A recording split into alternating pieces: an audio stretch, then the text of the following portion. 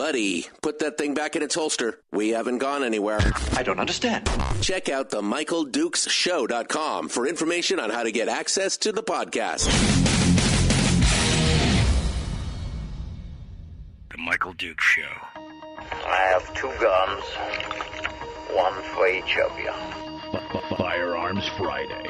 As Thomas Jefferson stated, it is the right and duty of the people to be at all times armed. Say hello to my little friend. I say that the Second Amendment is, in order of importance, the First Amendment.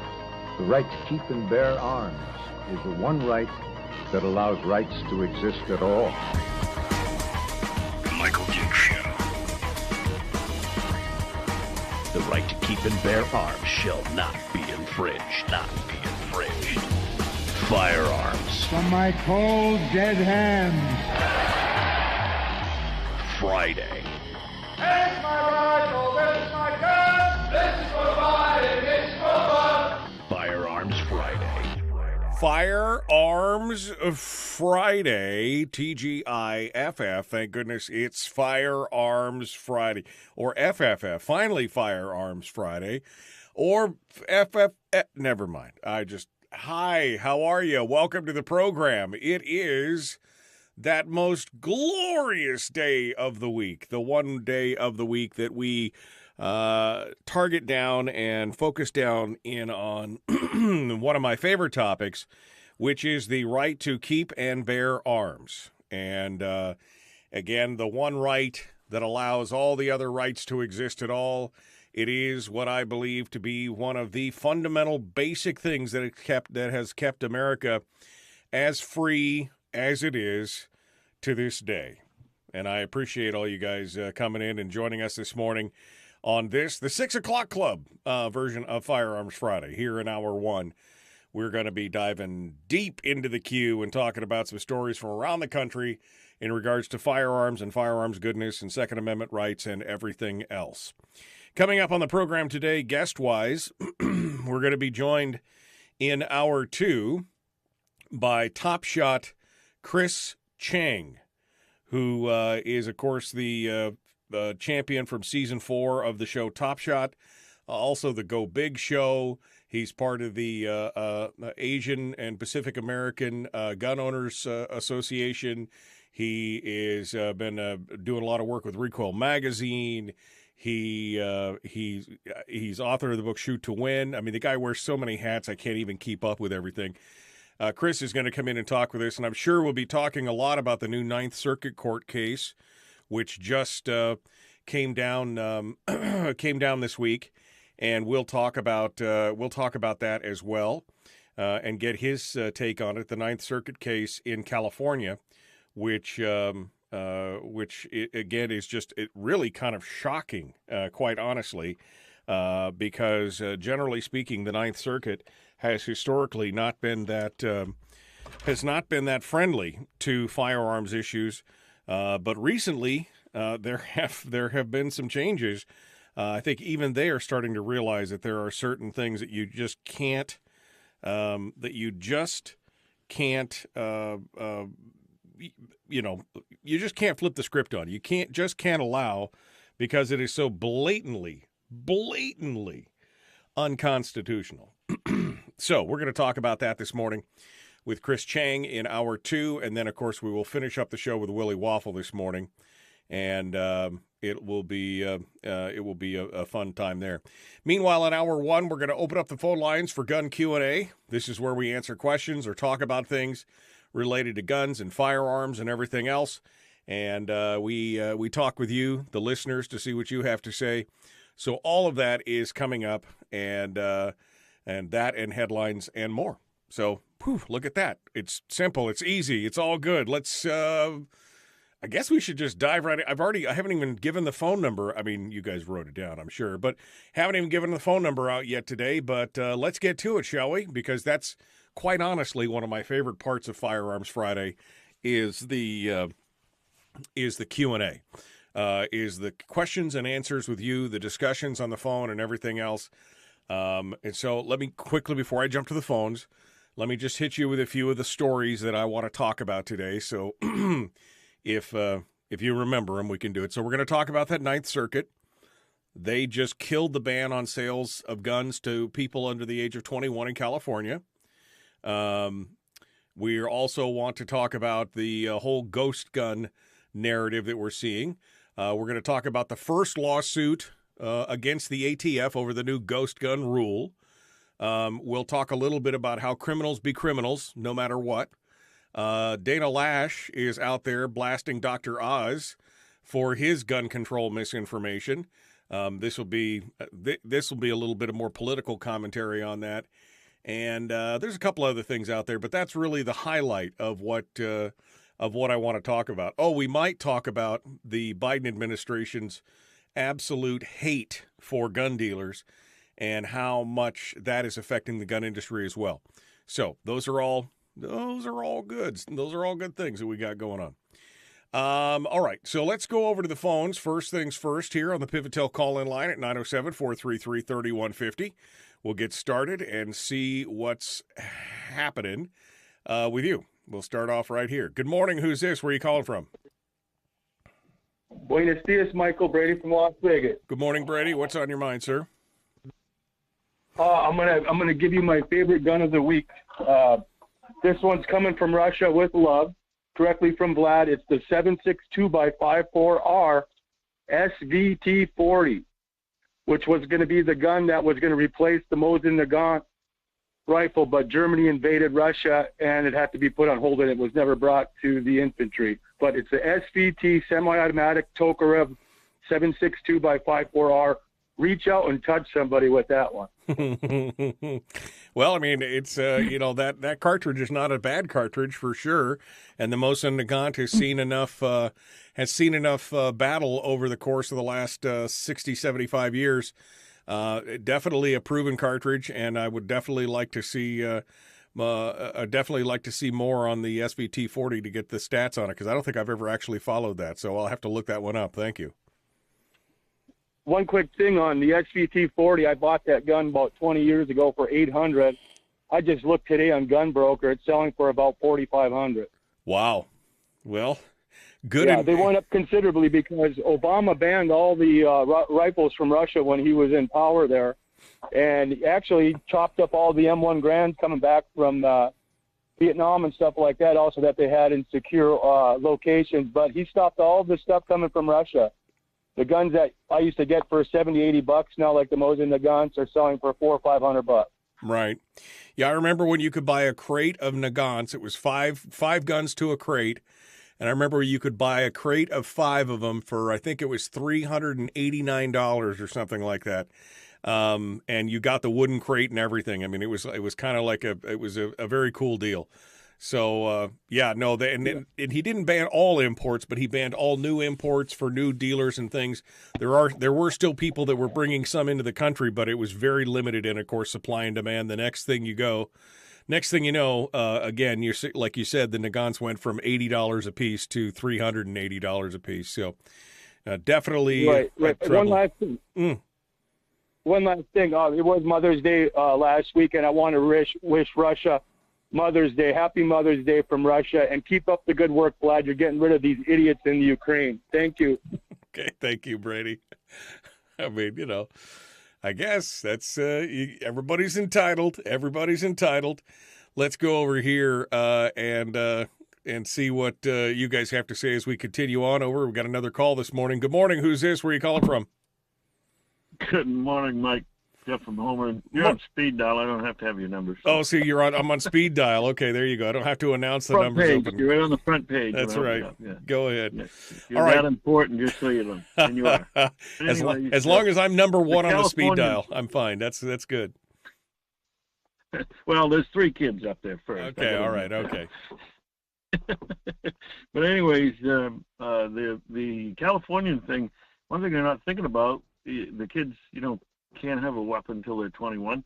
Well, they're not going to learn much that way. And at 18, guess what? They can go to war and they'll get trained by the military. So how stupid is that? Right. Number one. They're not even, they're of age to go to war. They should be able to have a gun as far as I'm concerned. And at 18, they're an adult, so treat them like an adult. So, right. But California, land of the fruits and nuts. But anyway, well, it is. They grow a lot of fruit and nuts there. I mean, that's Well, it is funny. The way I heard it described one time, Jeff, was it's like they took the entire country, tipped it on its end, and everything loose and flaky fell all the way to California. Yeah, exactly. Yeah, exactly. Well, too many concrete jungles is their problem. But anyways, I recently this winter found a beautiful 300 Win Mag. I put a new Leopold on it, and now I have 4 boxes of shells. Even after I lined it up, it's shooting great. So that's a great thing. And I just encourage people to get the guns they want, and find the bullets you want. You've got to be pretty vigilant about going to the store every day to see if they got any, but you'll cash in eventually. Just carry cash. Yeah, I think I paid $74 a box for these things. Oh man, just carry cash and a lot of it, man. I mean, $74 a box of what? A 50? The 100 is, that's the 100 is the new 20, Mike. Didn't you know that? The 100 is the new 20. Oh my gosh, I've got some ammo. I'm sure I've got some ammo downstairs for 308 and 300 Win Mag.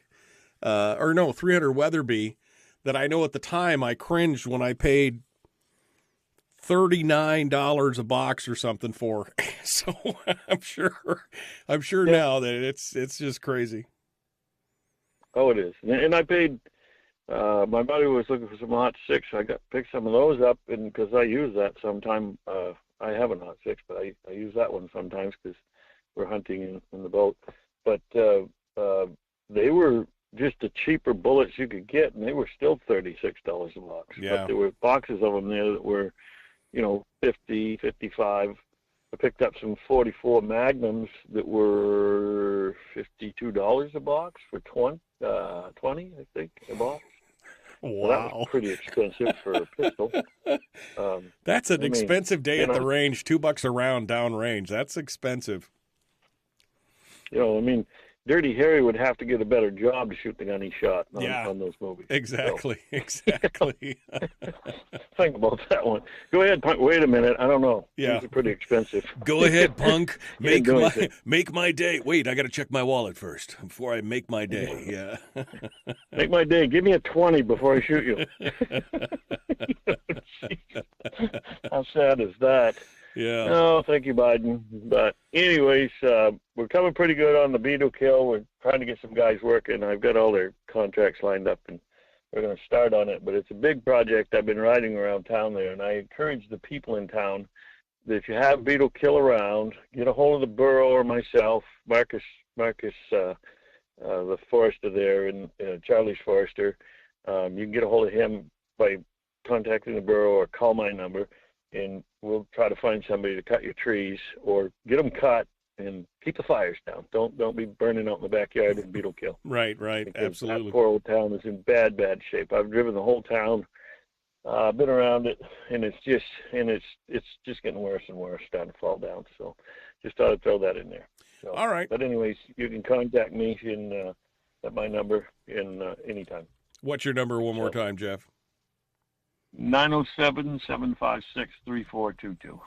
3422. If you have woods equipment And that's for the beetle kill. All right. All right. Well, go ahead. Final thoughts. You can contact the borough too, right there in their office, and they're very aware of it and they're on it. So we're going to do the best we can, trying to get fire protection for the town, more helicopters and fire suppression planes and all that. So they're doing everything they can, but everybody needs to work together on it and just stay safe over there. I mean, it's the Kenai River. We need to protect it in that town. Absolutely. All right. And Sildana. So. Thank you, Jeff. We appreciate you calling in this morning and being part of it. Thank you so much.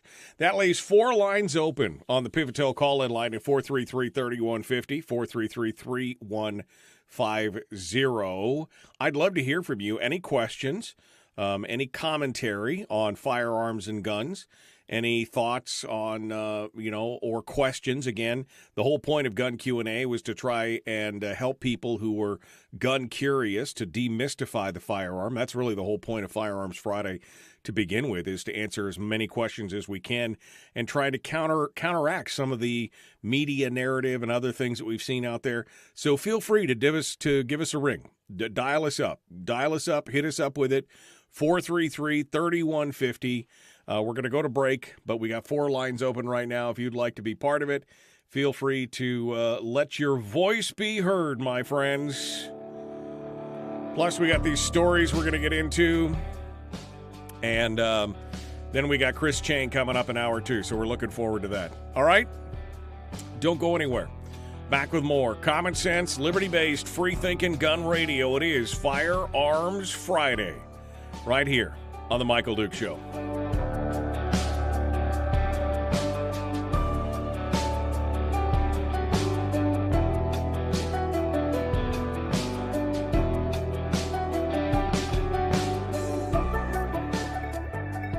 If you missed the show, you can listen to it on your time with Dukes On Demand. Oh, and it's free. Like America used to be. Streaming live every weekday morning on Facebook Live and MichaelDukesShow.com. Okay, we're in the break right now. Oh, man. It is Friday. Good morning, Alaskans. It's Friday. Stand by for news. Can we talk about guns and the PFD at the same time? Yes, we can. We can talk about PFDs at the same time. All right. Granola is delicious. Yes, granola is delicious. Not the California granola type, though. That stuff just gets stuck in my teeth. Another fast week. Nice rain. What, Bill? Is that Vietnamese? Me to tears. Alec Baldwin didn't pull the trigger and Epstein killed himself. Good morning, folks. Good morning, Mark. Good morning. There are still Nagants. Yes, there are still Nagants out there, but literally, I mean, and I'm a fan of some of the Russian firearms. I mean, I've made no bones about it that I love some of the designs from the AKs just for its simplicity and its ruggedness and everything else. And I had thought at one point that I would like to get some Nagants, but at the time I just couldn't justify it. I was going to buy a case of them, because again they were like $380 for 5 of them. But yeah, you could still get them, but their price has quadrupled in the last half a dozen years or so. But they are still available. You can still get them, and they're still a decent rifle. All right. I thought Brady is from Las Vegas. He is from Vegas. But this show on Fridays has gone national. We get callers from all over the country. So it's good to see it. You could see that Alaskans for posterity have reemerged. Yeah, they reemerged again. Probably one of the most disingenuously dishonest groups out there. Alaskans for posterity. Did you say Alaskans for prosperity? No, I said Alaskans for posterity. Is there a difference? Oh, yes, there's a big difference out there. California, oh man, Daniel's got a hot take this morning. California granola is trash, just like Vermont maple syrup is trash. Real maple syrup comes from New York and Maine. Oof. Oh man, them's fighting words for some people from Vermont. You want to be careful about that. And Gordon out on YouTube says, I like Ezekiel grain cereal. Hey, I'm not here to judge, Gordon. I am not here to judge. MD, you have enough kids to justify a box of Nagants. Well, I'm not saying that I didn't. I mean, well, let's just say, when you could buy SKS rifles to, let's just say it's platoon strength, okay? platoon strength on the SKSs. And what I love about that, it's all again, remember, we talked about this commonality of ammunition and things like that, multiple firearms shooting the same ammo and everything else. You know, one of my favorite rifles is the AK, or specifically the M70 Yugo underfolder. That's one of my favorite rifles, which happens to shoot 7.62 by 39 Russian, right? The same AK round. And what do SKSs shoot? The same AK round. I did happen to get quite a deal on some SKSs, so no worries about the kids being armed. No worries about it. You got, again, platoon strength SKS brigade. Anyway, the Nagant is a good long ranger, but I invested in something that was a little more modern and had a little bit better commonality of ammo. All right. What else? I think that covers pretty much everything. I read in a gun show a fellow complaining that a box of 2520 WFC was $100 a box. People said reload. Thing was only one source of new lathe turned brass.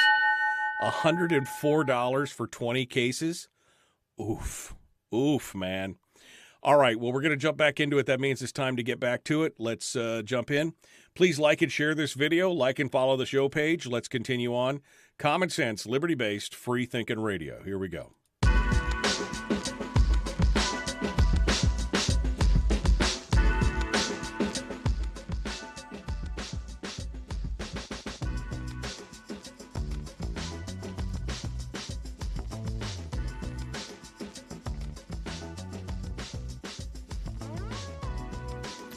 All right, hour one of the Michael Duke Show continues. It is for TGI FFF, the fantastically finally Firearms Friday.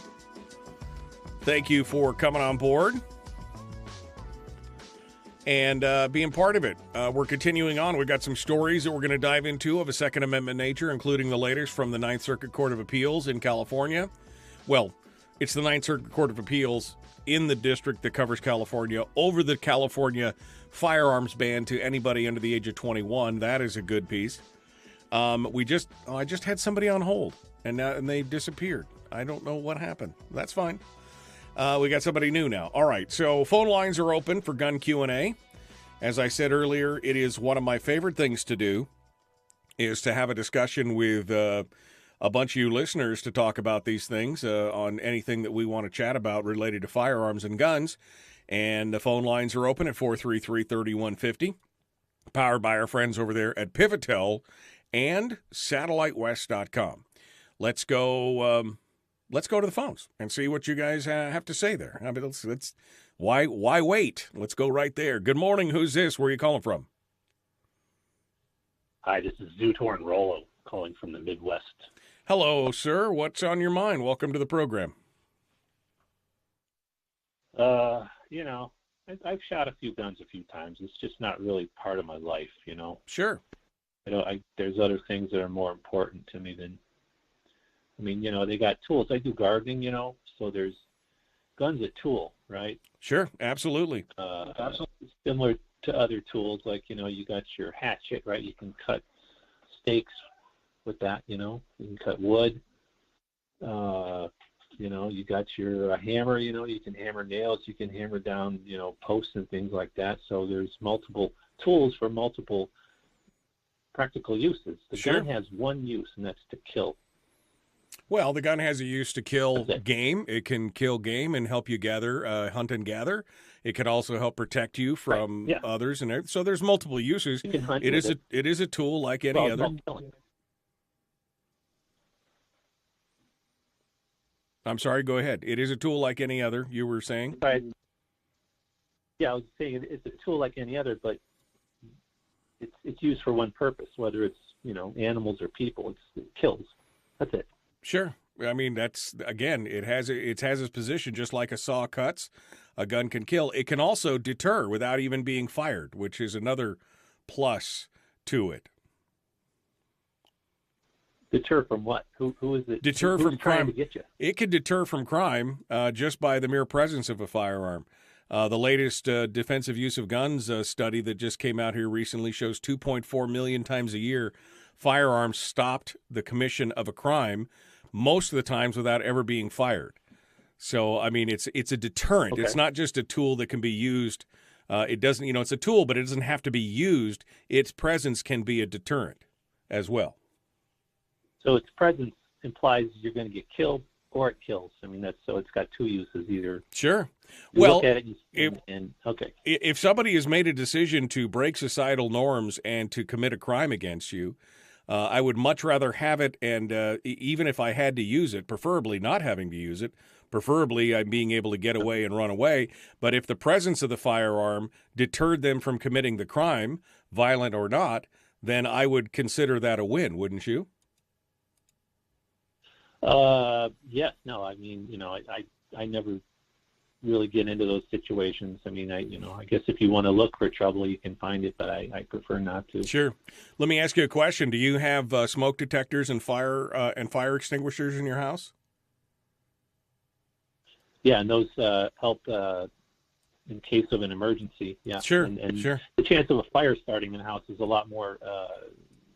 Those chances are, the probabilities are much more higher than someone actually breaking into your house. I mean, the chances of that happening are close to dying in a plane crash.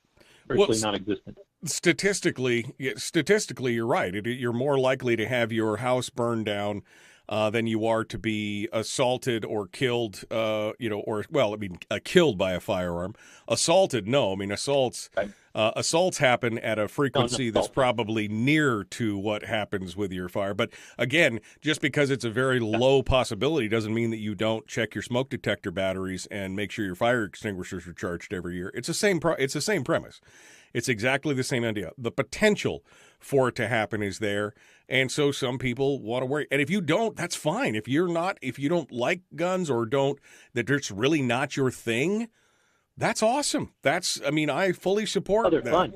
No, yeah. I enjoy them a lot. My friend's got some because he was ex-military, and we go out and we shoot them. It's a blast. I mean, I'm a pretty good marksman too. Well, and that's great. I love that, and I'm happy that there are people out there that are like kind of they're not pro-gun, they're not anti-gun, and I think again you're right. It's a tool like any other. We shouldn't depend on it. We shouldn't immediately pin the badge to our chest that we're some big hairy beat our chest. We can do anything we want, and we're going to intimidate you. We shouldn't do any of that. It should be just like, again, the smoke detector or the fire extinguisher. We have it just in case something happens, on the smallest possibility that something happens. That's why many of us have that, whether we carry it daily or whether we just have it in our homes. That's what it's there for, just in case.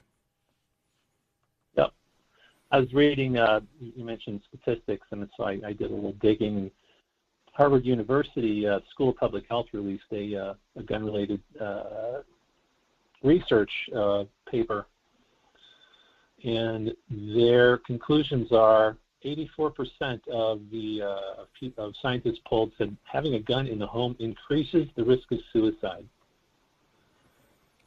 What year was this study from? 2015. Yeah. There's been a lot of studies, and especially since COVID came out, that was another one that just that where you've seen an increase in that. There's a brand new one, some recent numbers that just came out here lately, talking about how suicide was the 10th overall leading cause of death in the U.S. in 2020. And for the first time, the first time it was actually in the top 10 causes of death.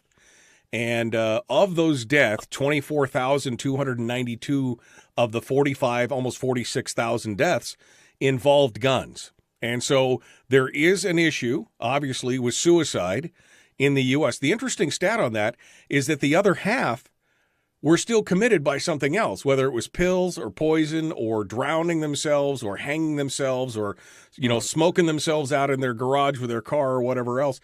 It shows that while guns are obviously the first choice because usually it's quick and, it's effective, that people were still killing themselves. This is a deeper issue.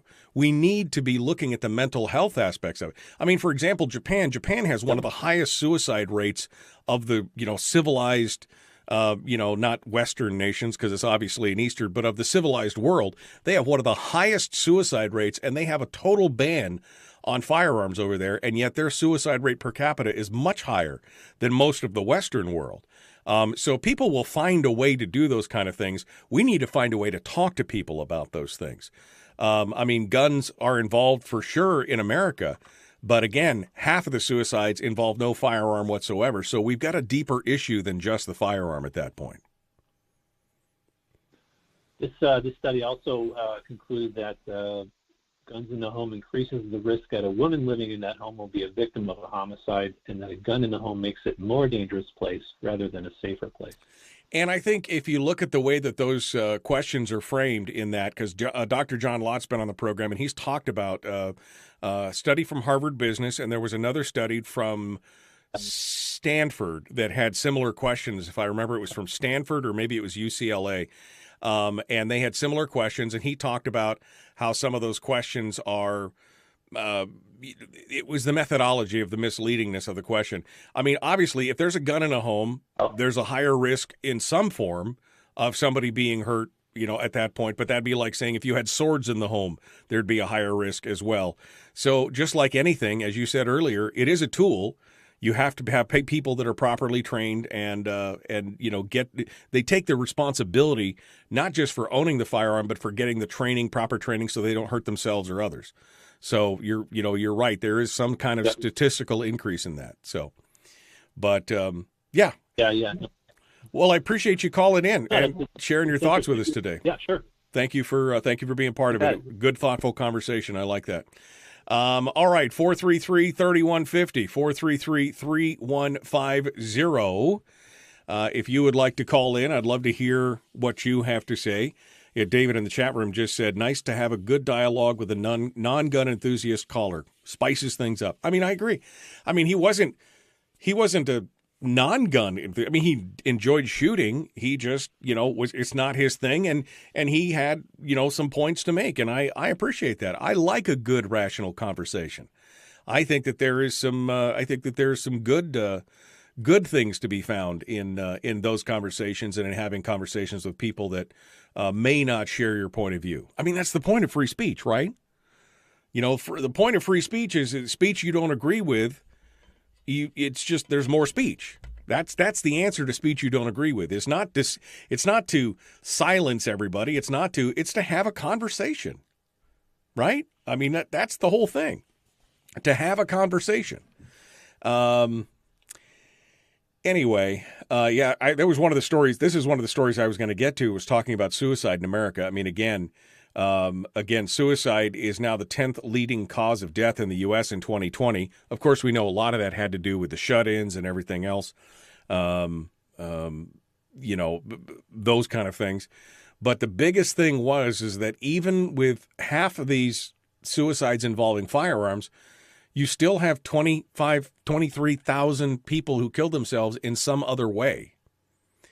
And that leads me to believe that while firearms are contributing to the ease of what's happening, making it easier, these people are still finding ways to end their own lives. And as I pointed out, in Japan, where the suicide rate is, comparatively, is huge, they have no firearms at all. They've got no problem jumping in front of a train or jumping off a building or drinking poison or hanging themselves or doing whatever. So what we have is a deeper issue here. Firearms are not the cause. It's not causality. The firearms are not the cause. They are just the method by which these people have been doing it for quite a long time. But of course, this is part of the conversation. The disingenuous part of this is when anti-gun folks continue to talk about gun violence and gun death, and they include those additional 45 or 50 or 60,000 people who killed themselves in those statistics for gun violence or gun, because the implication is that gun violence or gun death is bad people doing bad things. And instead, if you've got 2/3 of them, and that's roughly what it's been, is about 2/3 of the numbers of the people who killed themselves, 2/3 of the numbers, overall numbers of gun deaths, gun violence, over 2/3 of them are suicides, then that's a thing right there. All right. Well, we're up against the break, and we've still got phone lines open. So if you'd like to sound off, 433-3150, 907-433-3150. We're going to continue our discussions and more. We've got some headlines and stuff coming up. So we'll be back with more. Firearms save more lives than they take, says Carbon over on Twitch. And that's exactly right. I mean, that's what we were talking about with defensive gun use. DGUs, defensive gun use. If you have, again, 19,000 homicides with firearms in the U.S., and you have defensive gun uses, the lowest number that came out of all the studies that came out of this defensive gun use over the last 15 years was over 90,000 instances a year. That was a Harvard study as well. 90,000 instances a year of defensive gun use. The highest, Gleck and Company did their study, an average of 2.5 to 3 million times a year, DGU. So firearms save more lives in the long run than they take, for sure. All right, we're going to be back with more. Don't go anywhere. The Michael Duke Show, common sense, liberty-based, free-thinking radio.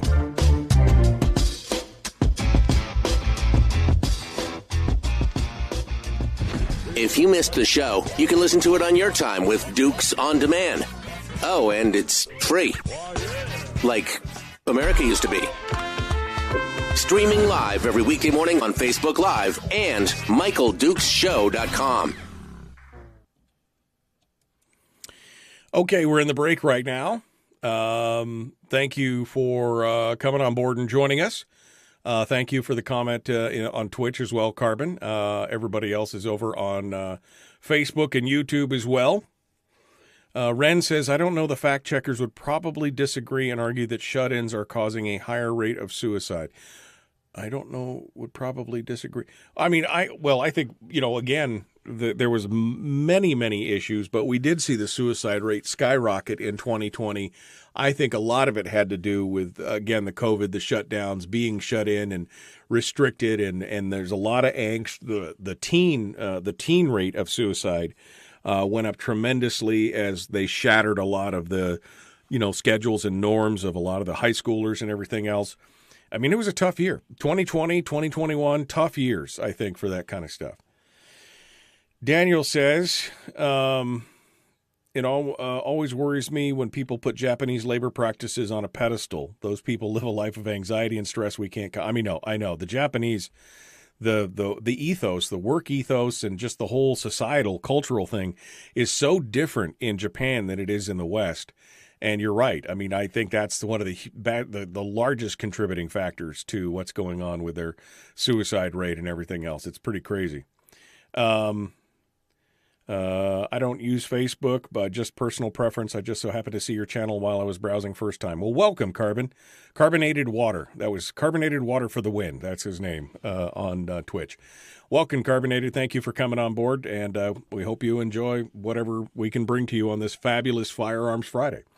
We got one line on hold. We're in the commercial break right now. We're going to go over to the phones and get the caller's name and where they're calling from so that we can get them set up for the return to radio. Good morning, sir, or madam. Who's this and where are you calling from? Yeah, it's Ray from North Pole.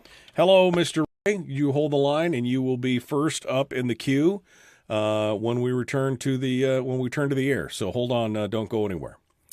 Let's see. People who want to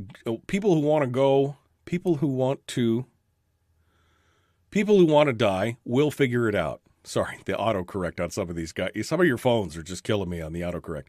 People who want to die will figure it out. Once the book Final Exit came out, suicides rose because desperate people then had a manifesto. I mean, people are going to do that happens. It just happens. We should find ways to prevent it and to mitigate it as much as we can. But to blame one single, it's too easy to try and blame one single, what's the gun, or it's the this, or it's the that. I think that there's a lot of problems with it. And I think the stigmatization of mental health issues in America probably didn't help this at all. I would say that that's probably the big thing. Quick thank you to MD, That would be me. For pointing me to Arctic Ammo. They fixed up my grandfather's old 22 and passed one to each of my boys this past Christmas. They also hooked me and 2 girlfriends up with a class to work with our new handguns. You are welcome, my dear. The folks at Arctic Ammo and Reloading are pretty phenomenal. They are good folks. I love them over there. Did you see that Randy Weaver passed? I did not see that Randy Weaver passed away. Thank you for the heads up on that. Sun's out, guns out yesterday. All right. We got a second line on hold. Ray is on hold first. Let's go over to the second caller and see where they're calling from and who they are. Good morning. Who's this? Where are you calling from? My name's Terry. I'm calling from Kodak. Okay, Terry. Would you hold on the line, please, here, and I'll be right back to you. You will be number 2 in the queue. I've got one call ahead of you. We're going to return to the radio here in just about a minute and a half, and then I will take your call, okay? So don't go anywhere. You will be number 2 as we get up there. Can't find ciggies, you buy components and roll your own, say with ammunition. If you can find the component, I mean, I've seen that argument. Well, ammo's so expensive, you should just reload.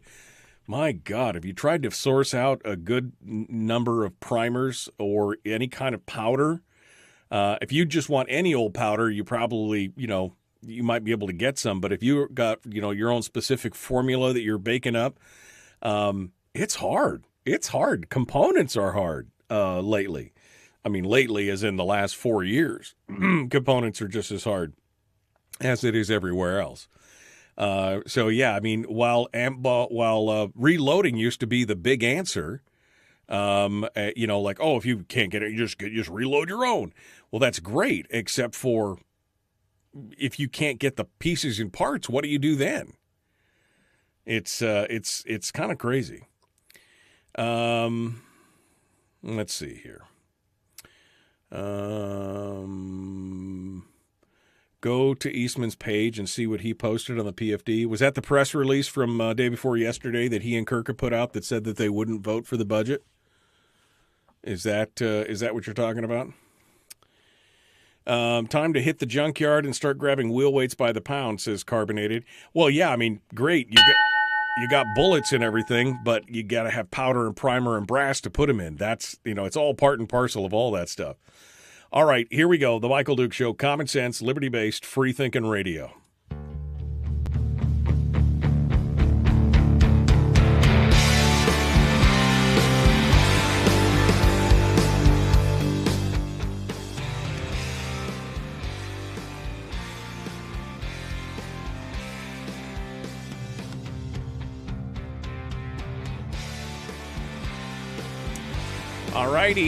All righty then. You ready to jump into this? Let's start off with our phone calls here. It is Gun Q&A all day. We've been hearing from folks across the state and across the country. We'll start off with Ray, who's up in North Pole in the interior. Ray, what's on your mind this morning? Yeah, good morning. Good morning. Hey, that soldier down there in Anchorage, he wasn't armed. He didn't have a grenade in his pocket or a Bowie knife or... What's the skinny on that? I haven't heard. Well, I'm assuming he didn't have a grenade because that's probably not something they let you wander around with. My assumption, it was some kind of exercise.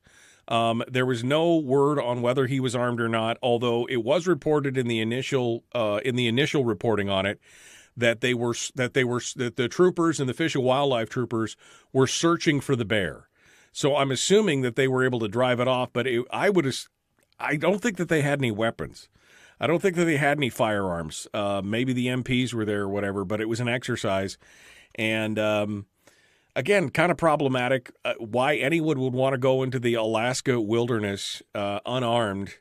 I mean, you're in the Army, you kind of don't have a choice. But why anybody would want to send people into the wilderness unarmed in spring, right as the bears come around and are getting out of hibernation, I don't know. But my assumption is that no, he wasn't armed and that probably nobody around him was armed because the bear they're still looking for that specific bear. So they didn't shoot it on the spot. Yeah, he's probably sleeping off lunch.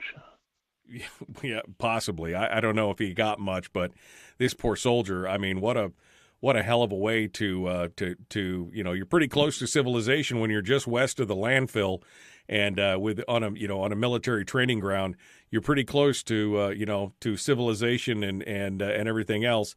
It's a hell of a way to go, and my heart goes out to him and his family. Yeah. You don't go 50 feet in the woods without a gun. No, not in Alaska. Alaska will kill you. As has been proven many, many times. Just in the last couple months, we've had, climbers, hikers, now bear mauling. We've seen it happen time and time again. So definitely a problem. Yeah, well, they're soldiers. They had to be armed. If I was in charge, that's the way it would be. But unfortunately, that's not how they look at it. So. All right. Well, thank you, Ray, for coming on board and sharing with us this morning. We'll let you go. Thank you for calling in on Firearms Friday. Somebody in the chat room on YouTube said the way out is larkinrose.com. I love me some Larkin Rose, by the way. If you don't know who Larkin Rose is, you probably should go check it out. larkinrose.com.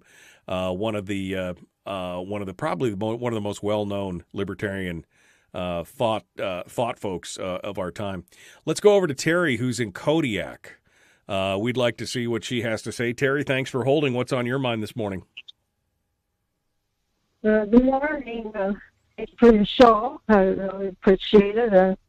And I just want to say I've been following this 2A thing that's going on. And I really was hoping that I could understand why county sheriffs in the lower 48, when they're conservative, they're able to stop the 2A violations of our constitutional rights. You're talking about when a federal agent. Yeah, you're comes talking around. Right, Terry. You're talking about the 2A sanctuary situation where counties and county sheriffs have basically told the federal government that they won't enforce federal laws inside their counties, right? That's what you're talking about? Yeah, and I'm just puzzled. There's, according to what I've heard, I can't confirm it or whether it's true or not, but there's only one other state besides Alaska that has boroughs instead of counties, and it's New York. Right. So it kind of nails home the point that maybe boroughs aren't such a great idea. You can't have any borough sheriff. There's no such thing that I've ever heard of. Right. So I'm still trying to figure all that out.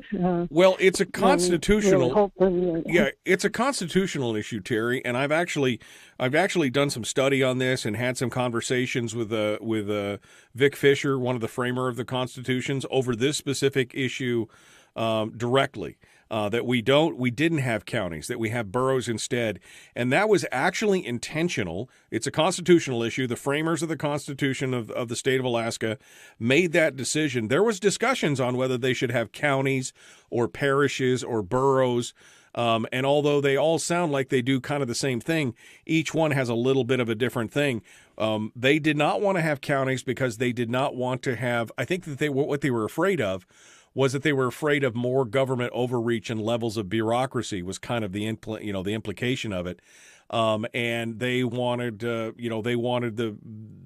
people to be more in charge of what was going on. Second-class boroughs actually have pretty weak and limited effect and control over the people in their areas. Counties actually have a lot more power, and so that was one of the reasons why they had done that. We would have to fundamentally change a lot of things in the Constitution to be able to have counties or kind of a county sheriff, as it were, to be able to do that. And, I mean, there's pros and cons to it. As you say, we don't have a borough sheriff who can say no and create a 2A sanctuary, but we can do that at the state level if we decide to do that. And I think that's something that we should.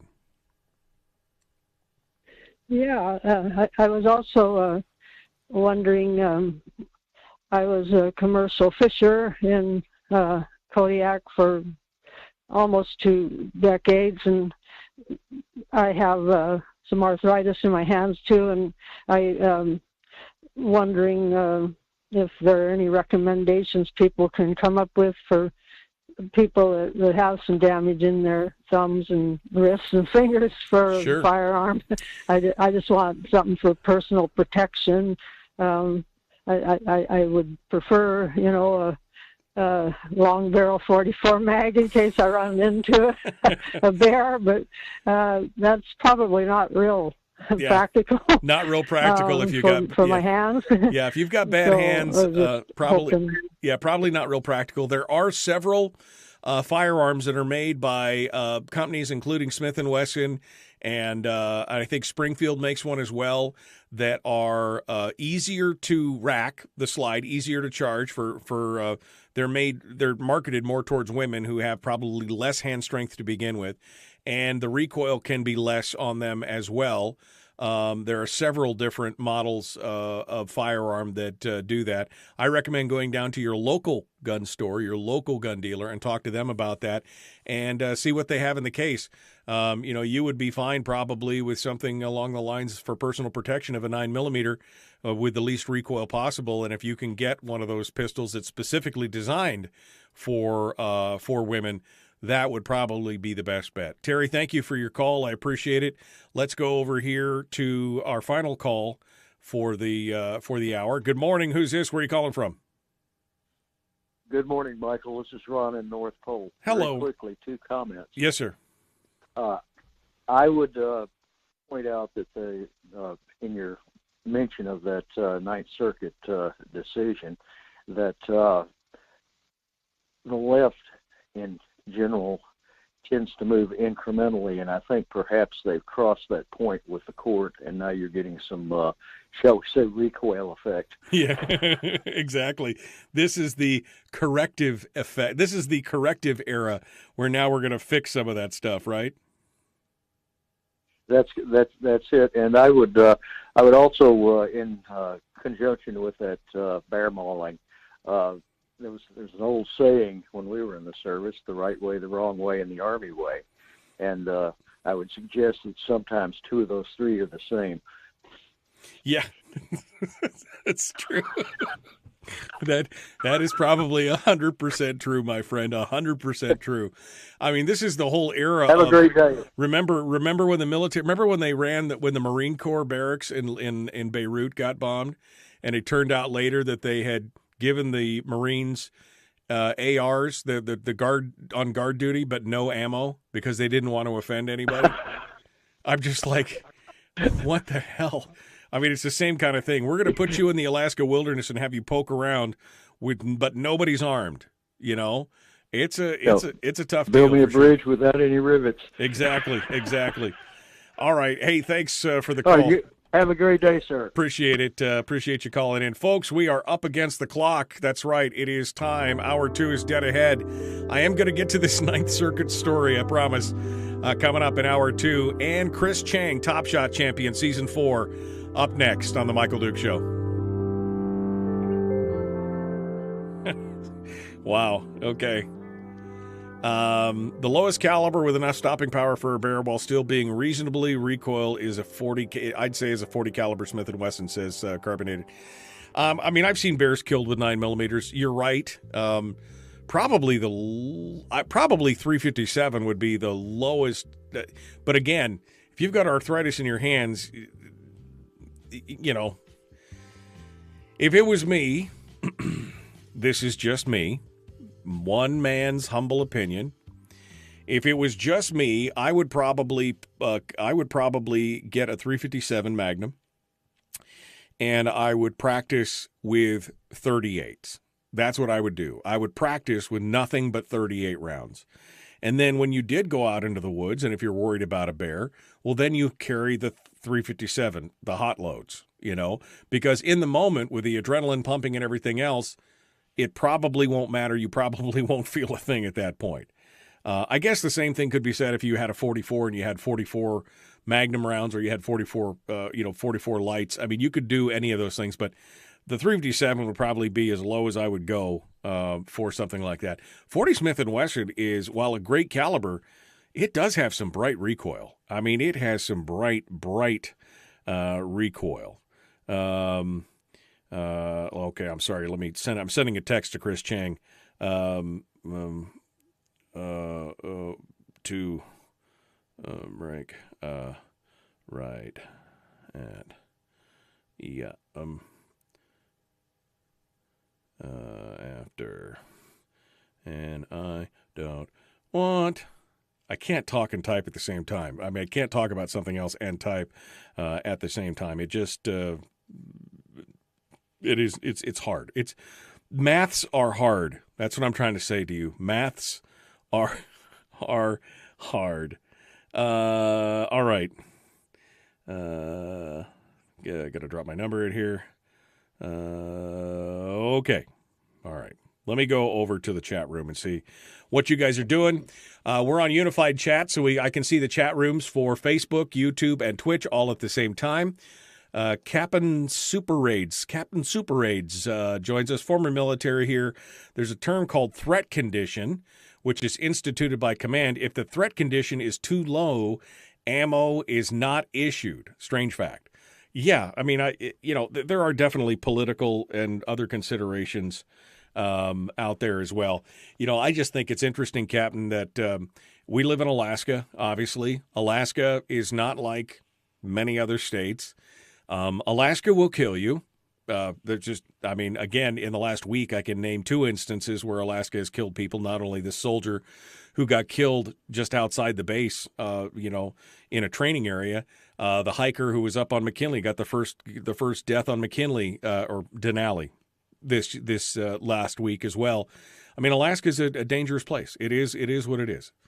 But putting people out in harm's way with no way to protect themselves. Now, maybe they had bear spray, maybe they didn't.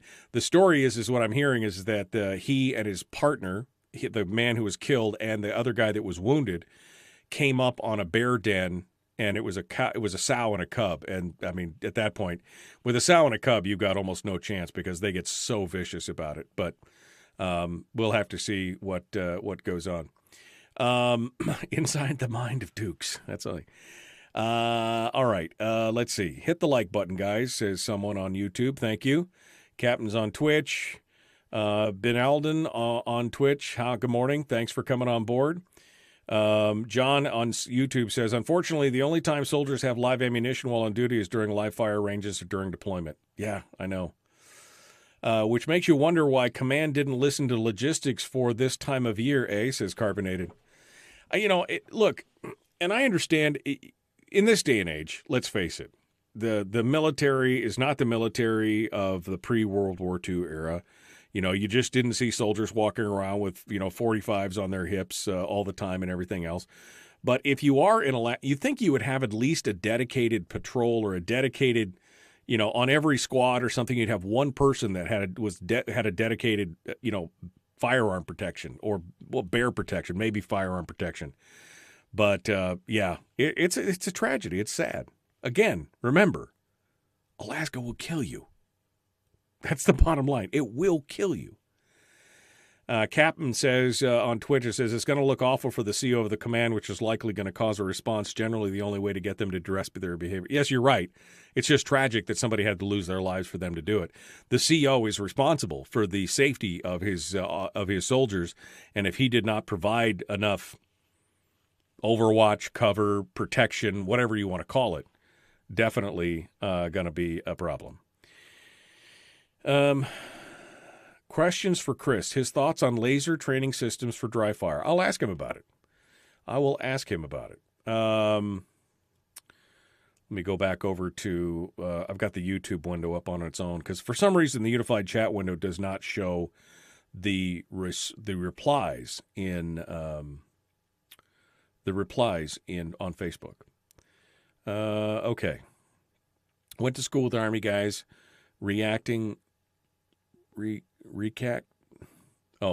Recalling. Man, autocorrect.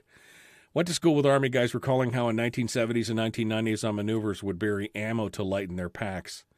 One related burying 2 belts of 7.62 in West Germany. Oh, that's short-sighted. Hey, we're going to go on a forced march here, and this is a training exercise, and you got your full loadout with all your ammo. Let's bury all the ammo. It's a lot lighter now. Oof, man, that's kind of self-defeating, isn't it?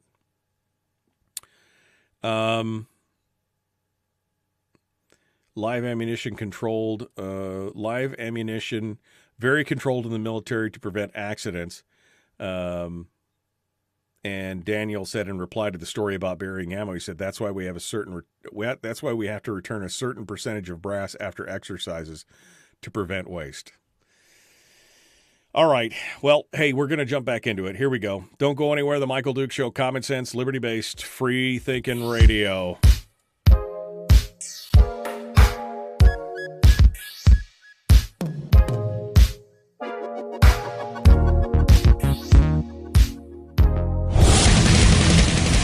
Whoa, buddy. Put that thing back in its holster. We haven't gone anywhere. I don't understand. Check out the MichaelDukesShow.com for information on how to get access to the podcast. The Michael Duke Show. I have 2 guns, one for each of you. Firearms Friday. As Thomas Jefferson stated, it is the right and duty of the people to be at all times armed. Say hello to my little friend. I say that the Second Amendment is, in order of importance, the First Amendment. The right to keep and bear arms is the one right that allows rights to exist at all. The Michael Duke Show. The right to keep and bear arms shall not be infringed. Not be infringed. Firearms. From my cold, dead hands.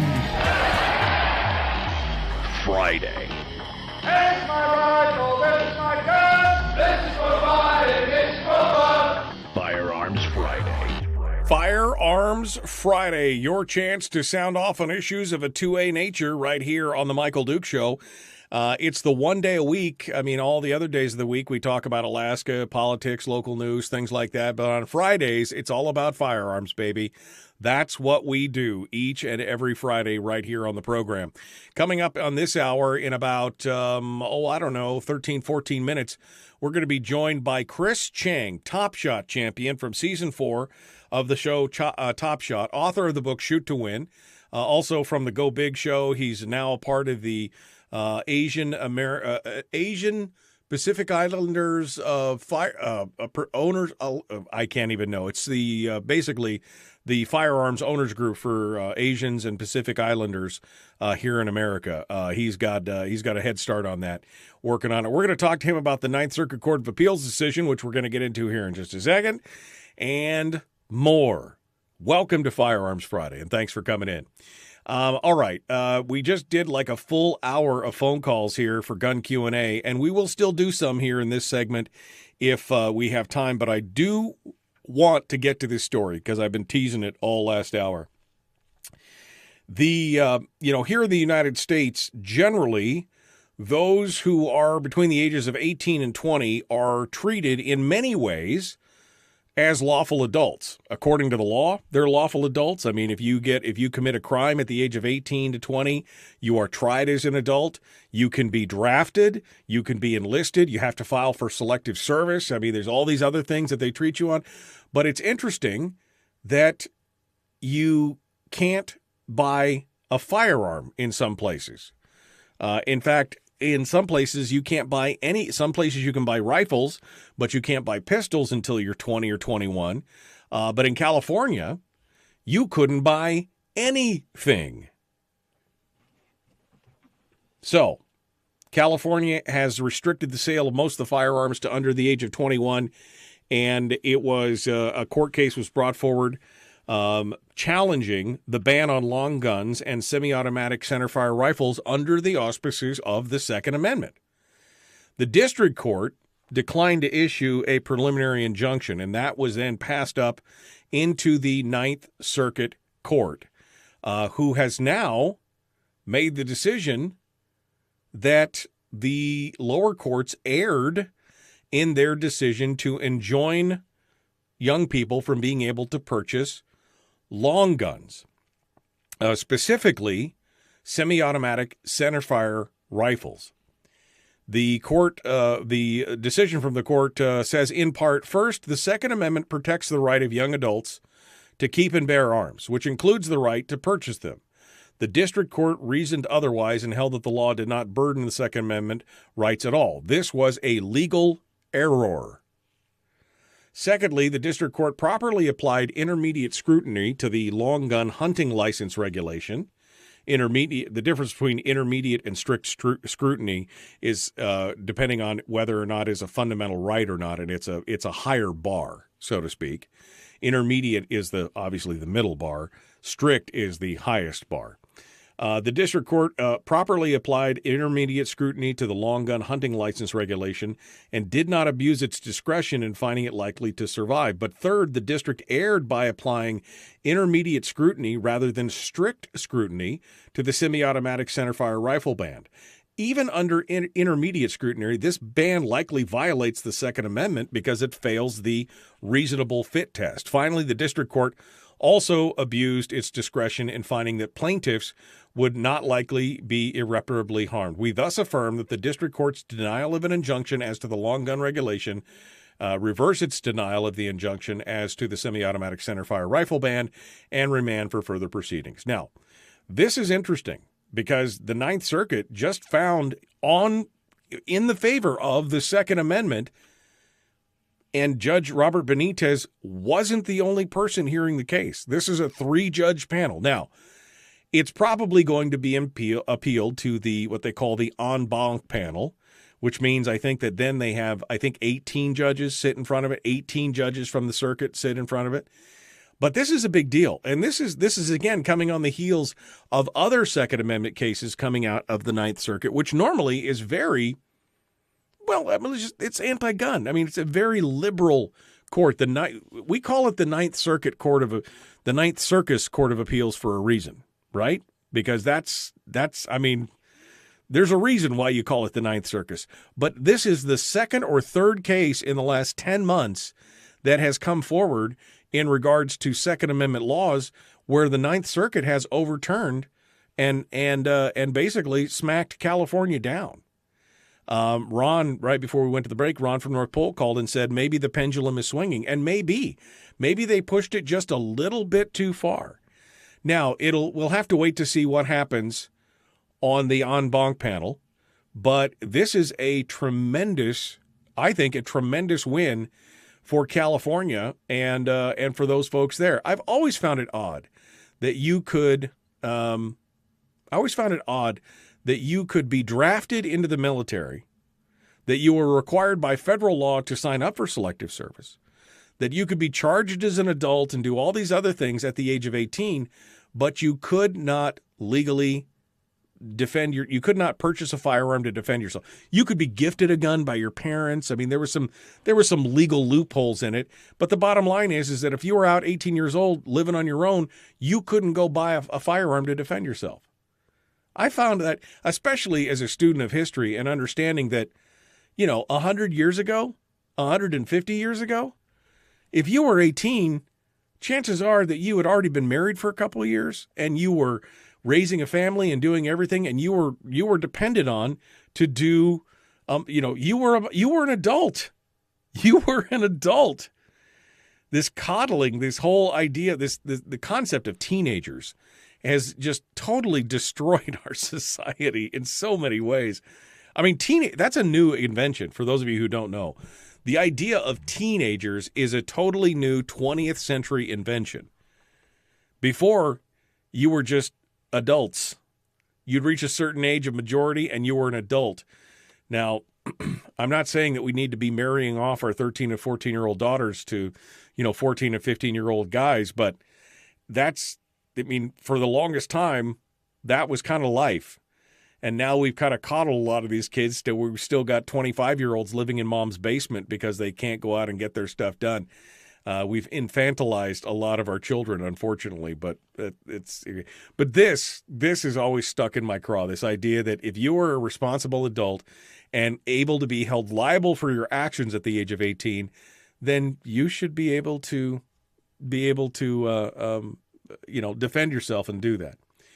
So again, California could just accept this ruling and call it a day, but Washington State is having to face the possibility that their own law in this regards will be overturned as well. So probably an en banc review is about to happen. So we're going to see what's going on. The bottom line is if there is an en banc review and it gets overturned, somebody could take this to the Supreme Court. And of course, we're still waiting for the New York case in the Supreme Court over the shall issue. The decision on that's supposed to be coming out next month. So we're going to be looking forward to that as well. So some good news, I think, on the Second Amendment front in the legal. And again, the fact that the Ninth Circus did this, goodness. I think somebody in the chat room said hell froze over. Yeah, it was carbonated. He said, a fair and just interpretation of the law in the Ninth Circuit? Something just got cold. All right. What else we got? I'm running out of time here. Oh, Texas. The new ghost gun regulation that the ATF is trying to in place is supposed to go into effect in August. Well, the first company has now stepped up to take them to court over it.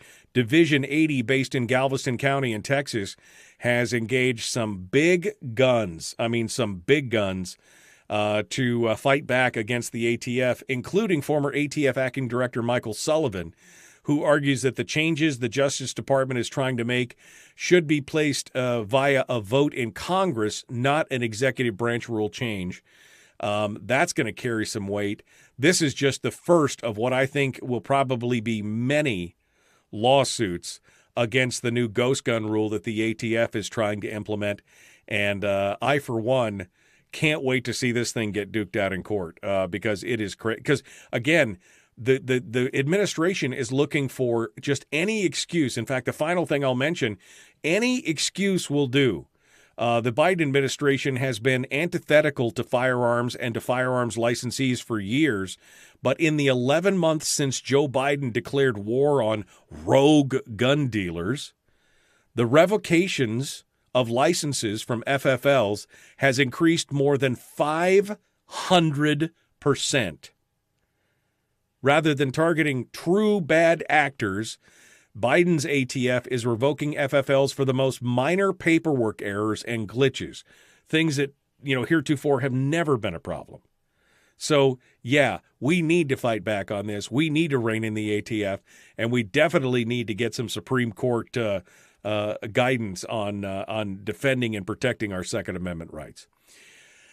Okay. Well, that takes us up against the break. We got to go. We got Chris Cheng, Top Shot champion, coming up next. We're going to continue with that. Don't forget, you can come out and join us on Facebook, facebook.com/MichaelDukeShow/live. Also on YouTube and Twitch. And, of course, in my email, me@MichaelDukeShow.com. Back with more when Firearms Friday plus Chris Cheng right after this.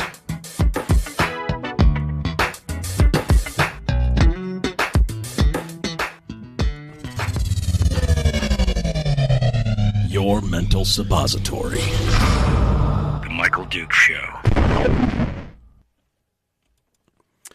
Okay, we're in the break right now. Getting ready to take a call from Chris Cheng, Top Shot champion, season 4. Bought my first pistol when I was 21. It was a Colt Mini 1911 and 380. Fit in my pocket. Oh, the Mustang. The 1911, it's the Colt Mustang. I loved those little pistols. I wish I had one. My best friend had one, and I always thought, man, I would love to have that pistol. It's a little Colt. Looks like a 1911, only it's chambered in 380. The Colt Mustang. I love it. Wish I had one.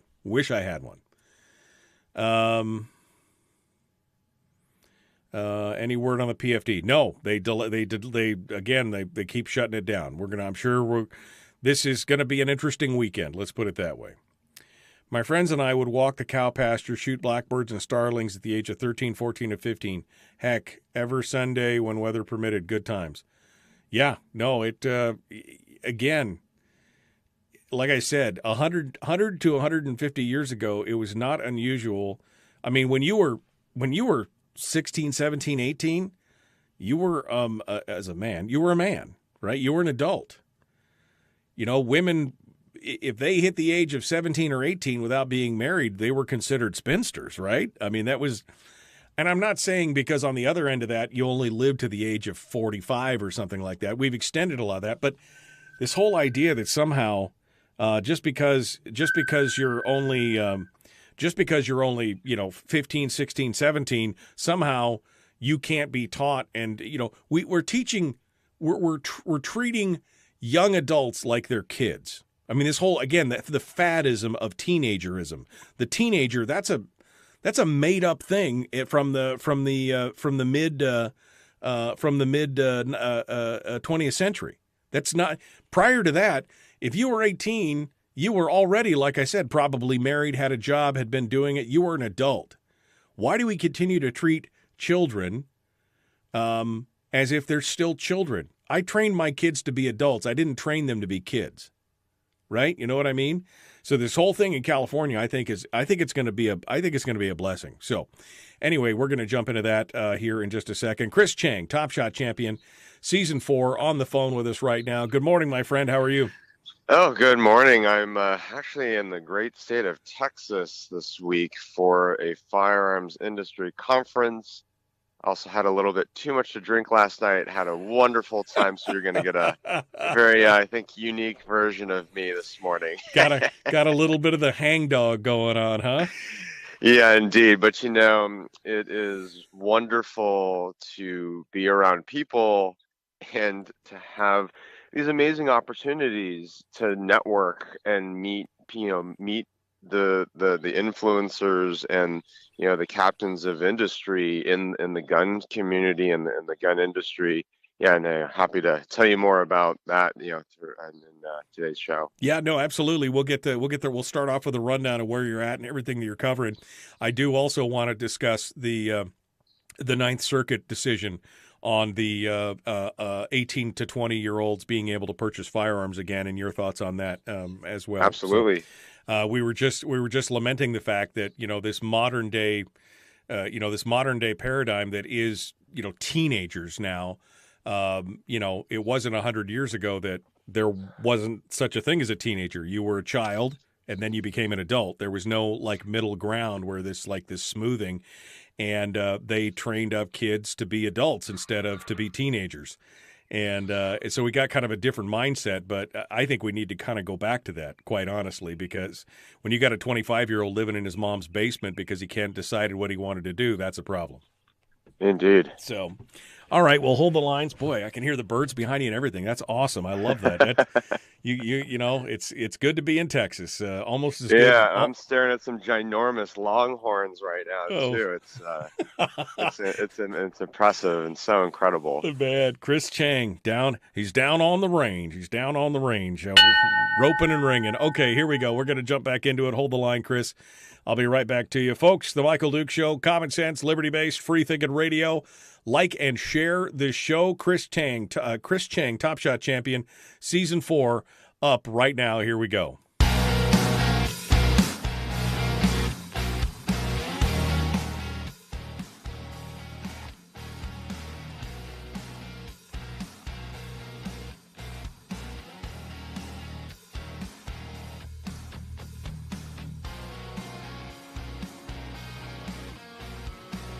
All right, welcome back to the program. Thanks for coming in. Firearms Friday, joined this morning by our friend Chris Cheng, Top Shot champion from season 4, author of the book Shoot to Win.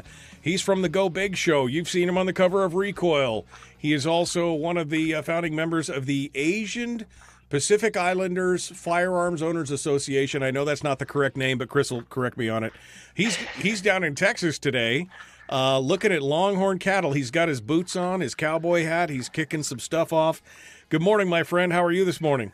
Good morning. Yeah, I'm here in Austin, Texas, for wrapping up a firearms industry marketing and leadership summit. It's been awesome here, and really excited to be on the show here and tell you all about it and more. Absolutely. So, first of all, correct me on it, because it's the Asian Pacific Islanders Firearms. Yeah, it's APAGOA, which stands for Asian Pacific American Okay. Gun Owners Association. Yeah, Okay. it's a new APAGOA.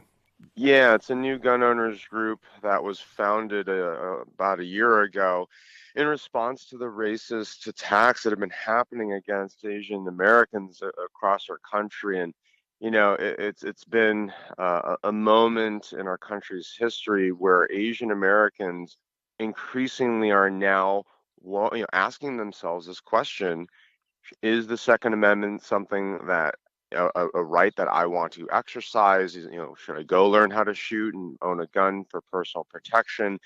And it is a notable ground shift in the attitudes and perspectives of Asian Americans, not just with respect to the Second Amendment, but to gun ownership, and I think to many other American values. And it's pretty exciting, I think, for me as an Asian American. I've always been very patriotic and very appreciative of the rights and the freedoms and liberties accorded to us here in the U.S. But many Asian Americans just don't give it a thought, right? Right. The policies and politics and freedom, liberty, they just sort of like don't bother with that. Like, just heads down, get good work done, contribute to the economy, and raise our families and whatnot. But the past year or two, right, with COVID and all of the civil unrest and instability in our country, has again called into question, hey, I'm an Asian American, I'm being targeted, just simply because of the color of my skin. Hey, should I own a firearm? And this is always a good question for everyone to ask. Which of my rights are important to me? Which ones should I exercise? Which ones should I speak out and protect? And so, this is what's happening in the Asian Pacific American community these days. Well, it's good, and I'm glad that again, the tent needs to get bigger. The tent for the 2A, for the gun culture, it needs to get bigger. And any way we can welcome in anybody, race, creed, religion, orientation, whatever, I'm happy to involve them and invite them in. That's what needs to happen. All Indeed. Right. Well, let's talk a little bit about, first of all, what you're doing down in Texas. This is a meeting of like-minded individuals. Those are my favorite kind of meetings. What are you doing down in Texas? Yeah, so, it was 2 days of leadership talks, and we had captains of industry here in Austin for the Firearms Industry Trade Association's Marketing and Leadership Summit.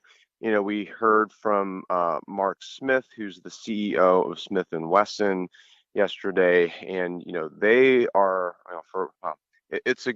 it's a good thing that they are leaving Massachusetts, right, which has become a very anti-gun state over the past few decades. Right. And so, they're going, literally moving to greener pastures, right, to Tennessee.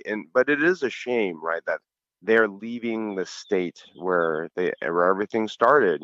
They've been in Massachusetts for almost 150 years. And so, Mark was talking about how challenging it was, right, to make the decision to move. And then, of course, once you decide to move, then which state, right, do you move to? But so it's been wonderful to be, at an in-person event also, where leaders from all across the industry, right, we are in the same place, right? We have this very amazing opportunity to network, to learn from each other, and figure out what are our challenges, what are our opportunities around growing and expanding the industry and the gun community. Right. No, absolutely. And in fact, I think I was doing some reading that people in Massachusetts, all of a sudden, it's like they woke up, but it's too late, because now they realize that since Smith & Wesson is moving out, that they're going to lose, it's over $100 million a year in revenue, I think, all told. That they are going to end up losing in the state government because of that, because of these restrictive policies. And these were all questions that were raised early on, and the Democrats in the state were like, no, we're going to punish those and we're seeing that in Illinois. We're seeing that, again, Massachusetts, Illinois, many of these highly anti-gun states where the manufacturers are, and places like Texas and Tennessee, Georgia, they're opening up their arms to them and saying, come on down, we'll take care of you. Yeah, indeed. And so, the the business decision matrix is shifted, and it's no longer, just kind of find a nice place to, start a business where, homes are affordable and people can raise a family and, get, paid, decent wages. Now it's having to take the politics and into consideration, and, and it's at the federal, and the state and the local levels, and trying to crystal ball where a company thinks, where is a state now with respect to gun rights and the regulatory environment as well, and where do they think that state might be in 5, 10, 15, 20 years, right? Right. Smith & Wesson, they're going to be spending a ton of money, right, to relocate their production facilities, right, their headquarters and other functions for the companies. So it's a big deal. But yeah, it's been a wonderful week, and it's just been so refreshing to hear also that diversity has been a very big focus for the firearms industry over the past few years. And it was very interesting and inspiring for me to hear, there were 4 firearms industry CEOs on a panel the other day, and they were, and I'll just be honest, right? They were old, and they were white, and they were male. Yeah. And what was interesting about their conversation, their comments, was they were talking about diversity and how they understand that if they want to grow our industry, and if they want to hire and attract and retain the best talent, right, that they need to expand not just who they're hiring, but also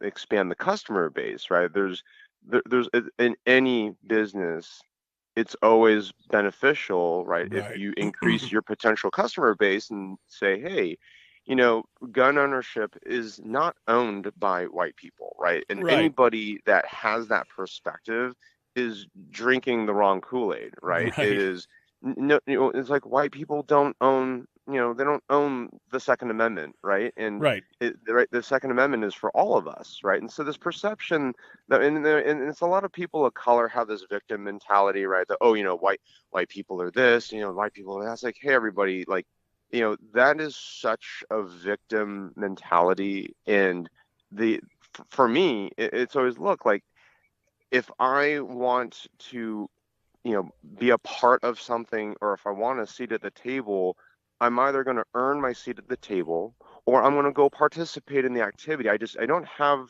this victim mindset that the people are trying to exclude me because of the color of my skin. Like, that's not the right place to start. Now, of course, sure, right, there are people who are racist and whatnot, but there's too many people of color where their starting position is, I'm being excluded by these people because of the color of my skin. And it's like, well, let's not have that opinion until it's actually true, right? You actually experience that. Well, the history of it, I mean, looking back, the Deacons of Defense, they used the Second Amendment to fight back against racism. Some of the first examples of that, with the Deacons for Defense and others, that they exercise their Second Amendment right to protect people like Dr. King and others. I mean, it is a right for all Americans. That's 100% for sure. Hey, I got about 3.5, 4 minutes here. I want to get into the California case today. It came down this week. 3-judge panel, Ninth Circuit Court of Appeals, struck down California's ban on sale of firearms to 18 to 20-year-olds for centerfire semi-automatic rifles.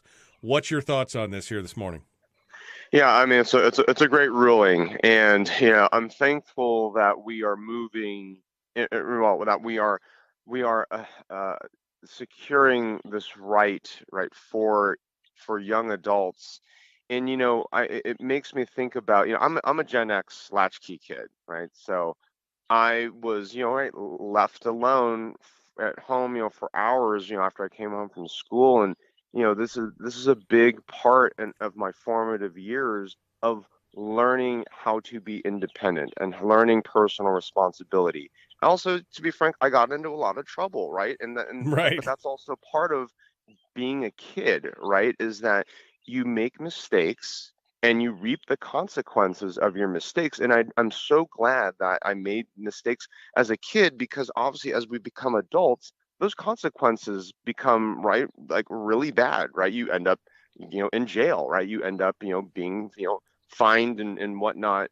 And so this idea of we need to, and you mentioned earlier, right, in the show that, right, we need to be preparing kids to become adults. And that process involves us as people in society and our governments trusting and giving freedom to young adults, right? And so the notion that, oh, right, we can't trust 18-year-olds, right, to purchase a rifle, but yet we will allow them to go serve in our country's military, and we will put literally assault rifles right in their hands, right. Like battle rifles, like full auto battle rifles in their hands, right? Yeah, right. So it's like, where's the consistency, and but more importantly, right, it is about building strong Americans, and and so much of that concept revolves around freedom and liberty and allowing us to do things, whether it's, right, buying firearms, buying, tobacco, alcohol, or, voting, right? It's about giving us options to be involved in society, to make our own personal decisions, and again, reap the consequences, whether good or bad. Absolutely. Absolutely. Well, Chris Cheng, it's good to hear from you, my friend. Enjoy Texas. We look forward to talking to you again next month. Thanks for coming on the program. Thanks again for having me, as always. Folks, we're up against the break. We got more coming up. Willie Waffle up next. The Michael Duke Show, Common Sense Radio.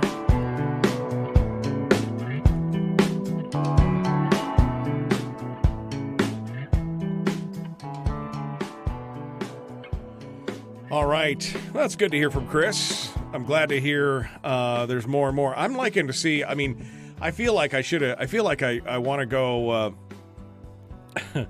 I feel like I want to say I told you so. I saw this first when, I remember when Magpul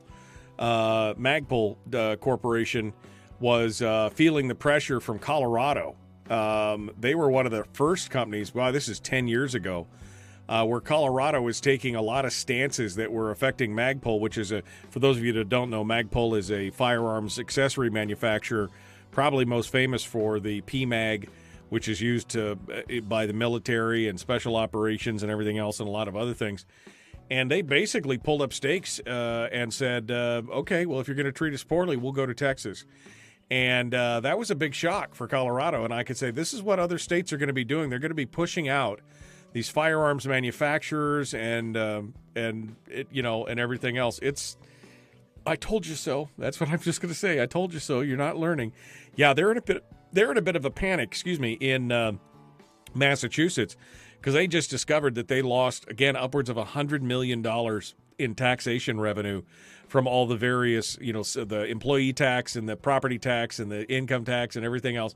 They lost a big chunk of change, and all of a sudden they're like, oh, whoa, wait a second, So anyway, it's pretty crazy. Can anyone tell me about the giggle switch? Well, the giggle switch is that little switch on it's a selector on the side of a M4 or an M16 that goes from one bullet to many bullets. That's what we call the giggle switch around here, because you just giggle. And then Herman is over here making comments about sober binge drinking. He didn't binge drink. He said he drank a little too much. My God, Herman is the fun police today. Okay. So just don't binge drink or drink so much you get hammered. What was that kind of do with anything? Kind of beyond me. Yeah, I'm in agreement. I'm in agreement, Dwayne, on that. All right. Let's see. I'm going backwards here to see if there's anything else. We need to make Alaska the go-to place for firearms manufacturing, says Bill. I think Greg Collins in Homer could single-handedly do that. No, I agree. I agree. I would love to see. Now, that'll never really happen logistically until we probably have some kind of rail system. That's going to be the big thing, is until we have a rail system, or a way to transport, goods and services and everything else. Alaska, just logistically, we're so far out on the end of the supply chain, it's not going to happen. I would love to see it happen, though. An Alaskan-based firearms manufacturer or ammo manufacturer, what a tremendous opportunity. I mean, that is great. Floyd Harshman says, the number one reason our founding fathers insisted on the Second Amendment was to protect ourselves from our own government, if need be. Absolutely. Absolutely. Rick says, I talk about the railroad issue all the time. Herman is, he's Killjoy. Killjoy was here. Is it Killjoy or Kilroy?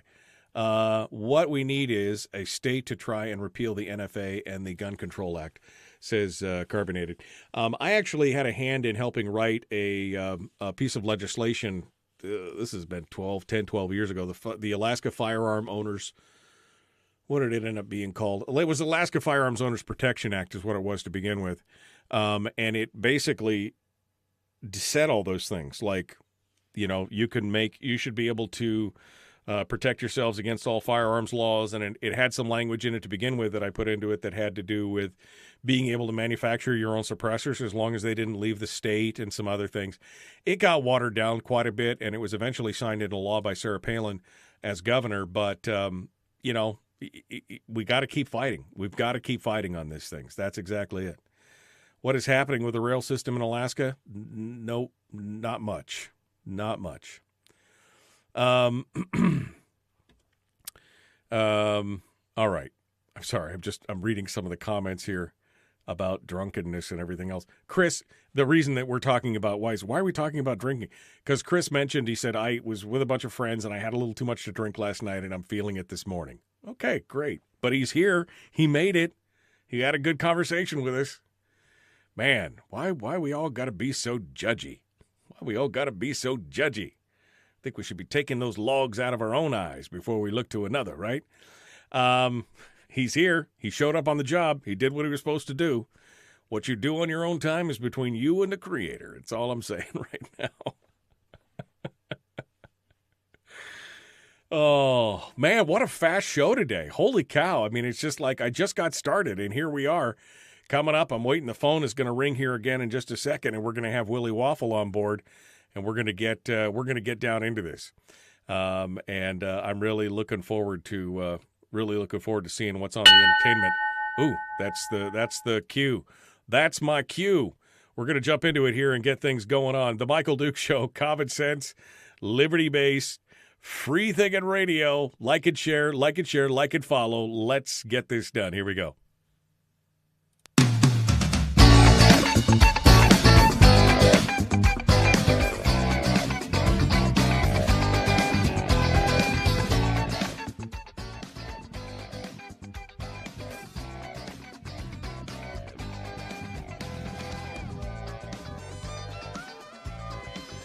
Okay, one final deal. It is the weekend. This is the official kickoff of the weekend. Every time we talk to Willie Waffle, it's officially the weekend. Hello, my friend. How are you doing? I'm doing all right. I like to be the harbinger of saying goodbye to the man of the week. That's what I am. The man of the all week? Right? Is that what you said? The man of the week? Well, you say goodbye to the man. Oh. Because the week is over, and now you're going to go live your life, baby. That's right. Now you're going to be the little boy. That's what it's going to be all about. All right. Well, let's start diving into this here. We'll start off with the entertainment news. Netflix may change up some of their subscription plans. Now, I've been a Netflix subscriber since the beginning. I mean, since they first started. I mean, when they went from the disc to the stream, I paid the extra $6 or whatever it was for the stream, and I've been a Netflix subscriber since then. What am I looking at here? Well, there's been a lot of talk. Netflix wants to add an ad-supported tier. Basically, you'll pay a lower price for Netflix, and you'll see commercials. And this idea first rolled out, a few weeks ago, when Netflix announced that, while the current quarter wasn't all that great, next quarter they were going to lose something like 2 million subscribers, and they need to find a way to bring in more money. They need to find a way to bring back those subscribers or bring in a lot of the people who, frankly, are sharing passwords, and they're going to be cracking down on that a lot more as the year goes on. And the original thought was that it would be maybe a year or two away. Now, it might be as soon as this fall. Wow. Okay. So they're going to create a lower tier password where you pay less, but you get commercials, which is, I think Hulu has a plan that's like $4 or $5 a month. I'm on that plan. Oh, okay. Yeah. Yeah, Yeah. I'm on that plan. I see those commercials. You are cheap, my friend. I figured the extra $6 or whatever it is per month. I mean, every time I watch one of those commercials, a little piece of my soul dies. And I figured for $6 a month, I would pay you $1 per commercial just not to have to watch them. That's true. For $6 a month. I'm just like, my life, the time that I spend. If I watch a 45-minute show and it's got 12 minutes worth of ads in it, that 12 minutes, I mean, you watch a couple hours a month, and that 12 minutes is worth the $6. You know what I mean? Well, I made a decision. Like Disney Plus, you don't have ads, although they might go to something like this. That's actually there's some talk out there that Disney Plus may try something like this. Okay. So that's out there. But I don't pay, so you don't have ads for Disney. I don't have ads for Netflix. I do pay the higher price for Paramount Plus because when I'm watching Star Trek, I do not need commercials. Right. So I'm in there, and then Hulu was always kind of like my fourth. Like Hulu's never been my number one streamer. It's always kind of like, well, let's see what's out there. But but I will admit they've had some pretty good series this year that I've really been excited about. And when they bring back Only Murders in the Building in I think it's Memorial Day weekend, I'm going to be there. Right. Well, I got to say, I will give up a latte a month to not have to watch commercials on any streaming service. That's just, I don't care at this point. No, I will not do it. Any pushback so far on this? Not yet. I mean, I just don't, because it's still just kind of it's kind of this emerging idea. I think they're testing the waters, as they say, and no, they haven't really talked about a cost. Although if it's not $9.99, I would be surprised. So I think that's probably going to be the cost. And they are testing it in some South American countries, in Costa Rica, in Peru, in Chile, just to see what the reaction is going to be like. Because I think they also run another danger. Remember that they can have people who are paying the $20 a month go, yeah, I'm willing to put up with some ads and pay $10 a month. Yeah. And if they lose too many of those compared to the numbers that they gained, that could be a problem. But they've run there's some internal numbers and some studies that have been done that say that if they get enough people to sign up for this lower tier, that could generate another $1 billion to $1.5 billion every year. Okay. All right. Well, we'll look at it. We'll see what happens. Last week we talked about Mike Myers and the Pentaverate on Netflix and how it was a fail, and the numbers have proved it out. Yeah, the numbers have proven that Mike Myers, you're done. The days of Austin Powers and Wayne's World, they were great days. You were a legend for those, and now it's time to stop. The Pentaverate really has crashed and burned in every way you can imagine on Netflix. It is not considered very good. It didn't even make the top 10 list this week for Netflix. And when they have a brand new show of that magnitude and it doesn't even hit the top 10, it's Well, I'm glad I didn't waste my weekend on it. That's all I can say. Be okay. glad. Yeah, exactly. Be glad. I'll tell you. Stunk. Yeah, well, I tell you what I would waste my weekend on. Taco Bell Mexican pizza. Oh, man. It is one of my favorite. That is one of my favorite. I don't eat Taco Bell often, but when I do, man, I do. And then they killed the Mexican pizza back in 2020. And apparently, I'm not the only one who's super psyched about Mexican pizza and wants it to come back. Yeah, this is my favorite story of the week. You know who else loves the Mexican pizza? That would be Rock and Roll Hall of Fame inductee, Country Music Hall of Fame member, all-around music legend, Dolly Parton. Dolly Parton loves her some Taco Bell. Yeah, and mentioned this in an interview. Like she had mentioned in some interview that I really actually I missed the Taco Bell Mexican pizza. I thought it was great. And when the people at Taco Bell heard this, an idea was spawned. First of all, they've got a lot of people who want the Mexican pizza to come back, and it's Right. coming back. Right. And what they're going to do with Dolly Parton is they're going to be showing a TikTok musical. It will be called Mexican Pizza the Musical, with songs from Dolly Parton about her love and need for the return of the Taco Bell Mexican Pizza. Okay. It will be available May 26th. The Mexican Pizza comes out May 19th. Okay, so I love you, Dolly. Thank you so much for bringing back single-handedly bringing back the Mexican pizza at Boy, Taco it really Bell. does feel like it was all her, wasn't it? Yeah, I know. At this point, it's all her. It's all her. The Mexican Pizza, the musical on TikTok. All right. Well, you'll have to download TikTok and look into it and tell me how it is. All right. Well, let's move forward here and start talking about the streams and the movies. Should we start off with the stream? How about Netflix? Yeah, let's go to the streams because that's where things are happening this week. Right. Not much happening in theaters because everybody is still going to go see Doctor Strange. But that brings out Netflix. See, this is a great this movie right here proves to me what Netflix is doing and what Netflix has how Netflix has changed. I think the movie industry. Okay. So one of their big movies this week is this Colin Firth World War II movie, Operation Mincemeat. Now, you hear that and you think, a World War II movie with Colin Firth, that sounds like it would come out at Oscar time. Right, right. But these movies don't make any money in theaters anymore. But Netflix is happy to pick them up. And this is where kind of those mid-level dramas, those adult-driven dramas are going. They're going to streaming. And I'm glad because I think it's a decent movie. It is based on the true story. It is about British officers. They're in MI5 essentially, and they have to come up with a plot to basically confuse Hitler.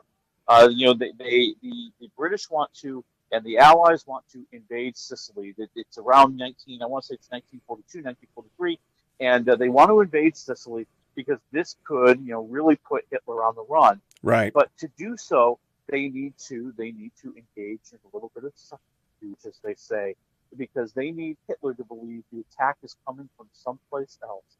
And they come up with one of the most outrageous plots you will ever hear. In historical lore, it is considered one of the greatest spy maneuvers or spy plans you've ever heard of. one of the best propaganda campaigns ever perpetrated against an enemy. Yep. And I'll tell you, because this is the story. So the story that they come up with, the plot that they come up with, is that they are going to have a dead body wash ashore in Spain, carrying papers that make the Germans believe that the invasion is coming from Greece. Okay, you got real quiet there. The invasion is coming from Greece? Or the invasion is going to Greece, going to Greece. Okay. So the Allies are going to invade Greece in this plot that they've put together to hopefully have Hitler amass his troops in Greece and leave Sicily open.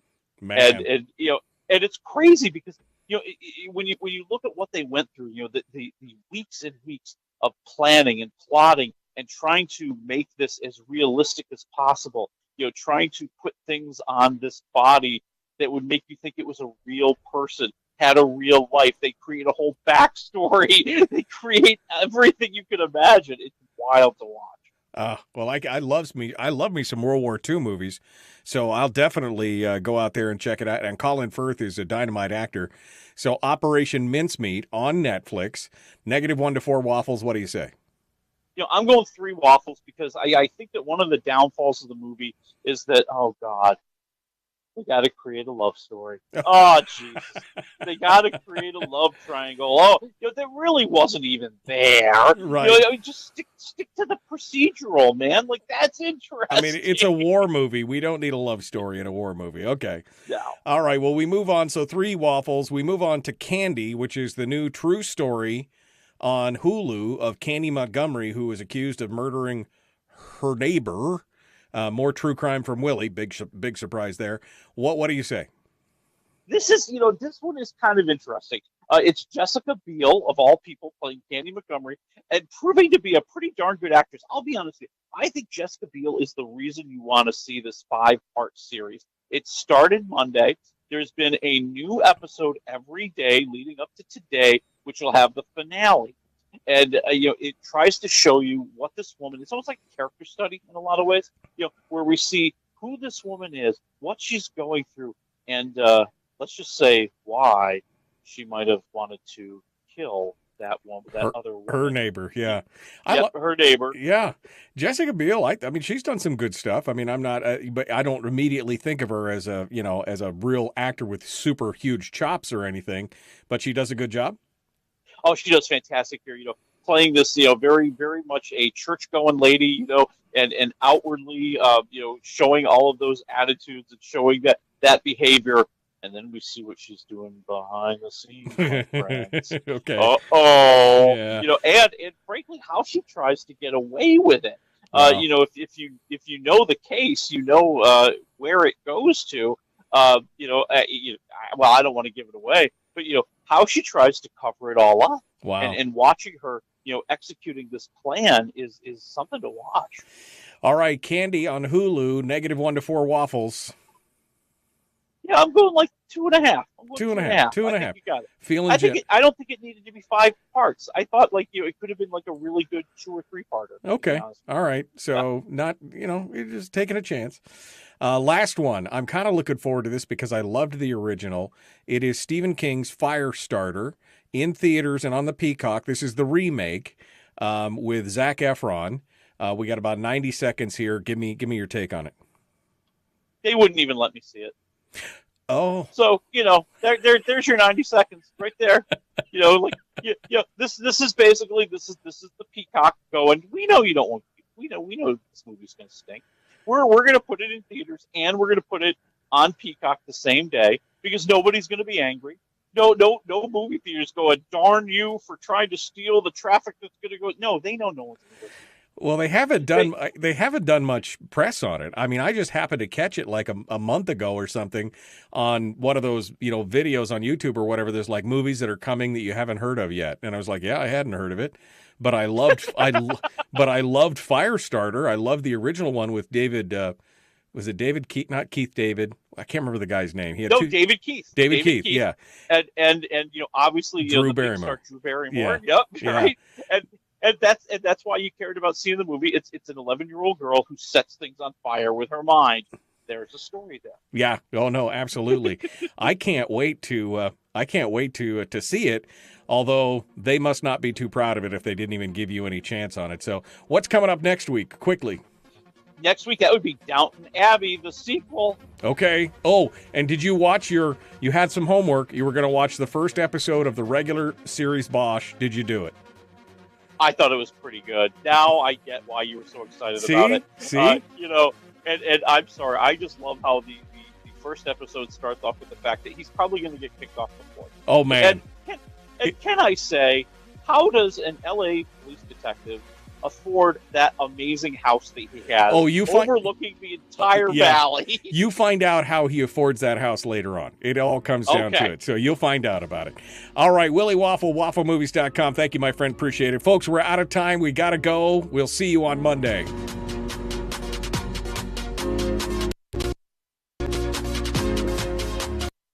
Thank you, my friend. Appreciate it. Folks, we're out of time. We got to go. We'll see you on Monday.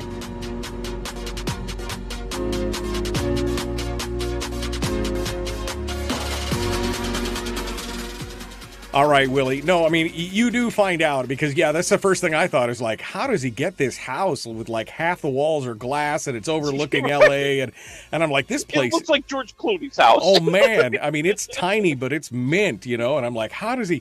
You find out how he got it and everything else. But yeah, that story starts off with a bang and it just gets better. You meet Honey Chandler. Did you meet Honey Chandler in the first episode? Yes, right in the because we see that he's on trial and she's just crucifying. Oh, she is so nasty. And then of course by the end it's they're working together by season 7 or whatever it is. It is a fantastic show. I can't wait for you to get into it and watch more of it and share it with me. So anyway, I appreciate it, my friend. Thanks for coming on board. You got it, man. I'll talk to you next week. All right, folks, we're out of time. We will see you on Monday. The Michael Duke Show, Common Sense Radio.